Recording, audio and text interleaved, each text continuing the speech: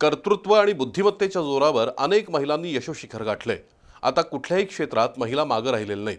अशा वेळी समाजाकडून महिलांप्रती आदर आणि सन्मानाची भावना असलीच पाहिजे, अशी भूमिका रिझर्व्ह बँकेच्या माजी अधिकारी उषा थोरात यांनी मांडली।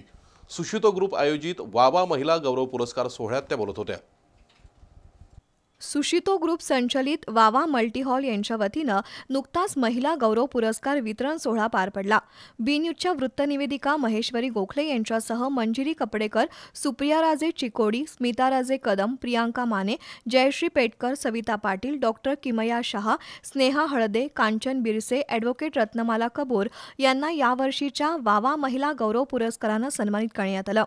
रिझर्व्ह बँकेच्या माजी डेप्युटी गव्हर्नर उषा थोरात आणि ज्येष्ठ नेत्या सरलाताई पाटील यांच्या हस्ते पुरस्कार प्रदान करण्यात आले। महिलांमध्ये उपजत कष्ट करण्याची तयारी असते। जगभरात अनेक महिलांनी बुद्धिमत्ता आणि कौशल्याच्या बळावर यश मिळवलंय। महिला आता कुठल्याही क्षेत्रात मागे राहिलेल्या नाहीत, तरीही अजून महिलांना उपेक्षेची वागणूक मिळते। ग्रामीण आणि गरीब घरातील अनेक महिला अजूनही जुन्या रूढी-रिवाजांमध्ये अडकून पडल्या आहेत। त्यांनाही कर्तृत्व सिद्ध करण्यासाठी पाठबळ देण्याची गरज आहे, असं प्रतिपादन उषा थोरात यांनी केलं।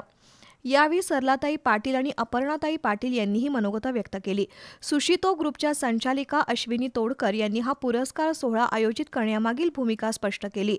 या कार्यक्रमाला विविध क्षेत्रातील मान्यवर उपस्थित होते।